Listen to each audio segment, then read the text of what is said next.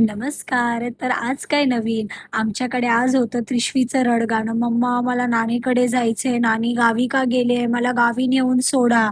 सोडणं एवढं इझी नाहीये, कारण की हिला सोडलं तर ही राहत नाही. मग हिला कसंबसं मनवलं. मॅडम आमची रुसून टेंट हाऊसमध्ये बसलेली. कसेबसे 4 घास खाल्ले माझ्या हाताने आणि त्याच्यानंतर तिला आज आम्हाला सलोनला पण सोडायचं नव्हतं. म्हणून आम्ही निघालो सलोनसाठी. जरा खाली आलो, तर अमरला बोलली, "चल आज काहीतरी वेगळ्या स्टाईलमध्ये जरा फिट चेक करूया." फिट चेक वगैरे केलं. त्याच्यानंतर फर्स्ट आलो आज आम्ही महावीर नगरला. इथे अनिकेत आला होता त्याच्या फ्रेंडला घेऊन. सो आपल्याकडे आपण नेल्स पण शिकवतो, तर त्याची मैत्रीण आली होती नेल्स आणि ब्युटीच्या कन्सल्टेशनसाठी. तिकडून आम्ही आलो ठाकूर विलेजला. आल्या-आल्या एवढं लेट झालेलं, की पहिलं जेवून घेतलं. काकींनी आज एकदम टेस्टी मेथीची भाजी आणि छान असा भाकरीचा बेत होता. संध्याकाळी जरा भूक लागली, त्याच्यामुळे निघालो फेव्हरेट सबवेला. सो हे माझं सबवेचं त्यांचं जे पनीर टिक्का की पनीर समथिंग काहीतरी सलाड आहे.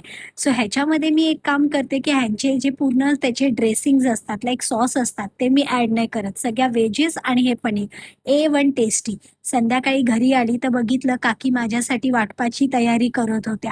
1 आठवड्याचं भरचं वाटप काकी बनवून ठेवतात. अमर तर घरी आल्या-आल्या एकदम हॅपी किड झाला, कारण की त्याने हे प्रोटीन मागवलेले 1 आठवड्यापासून ते फायनली आलं होतं आणि हे प्रोटीन खरंच खूप बेस्ट आहे. मी सुद्धा घेते, अमर सुद्धा घेतो. सो तो एकदम खुश झाला, की चला उद्यापासून फायनली जिमला जाणार आणि प्रोटीन आलं. सो संध्याकाळी त्रिशवी मॅडम मला हेल्प करत होत्या मोमोज बनवायला. ज्या माझ्या काकी आहेत त्या व्हेजिटेबलच्या फिलिंग बनवून गेल्या होत्या.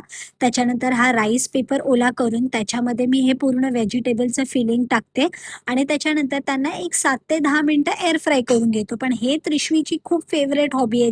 जेव्हा मी बनवते मोमोज, ती उभी राहते, की "मम्मा मी बनवणार, मी बनवणार." माझ्यापेक्षा तर ती एकदम पुढे-पुढे असते. एअर फ्राय चालू करायला, त्याच्यापासून एअर फ्राय बंद करण्यापासून तिची धावपळ चालू असते. आणि हे तुम्ही एअर फ्रायवर हेल्दी डम्पलिंग्स नक्की ट्राय करा. खूप खरं टेस्टी आणि कुरकुरीत बनतात. आता भेटूया उद्याच्या व्लॉगमध्ये. बाय.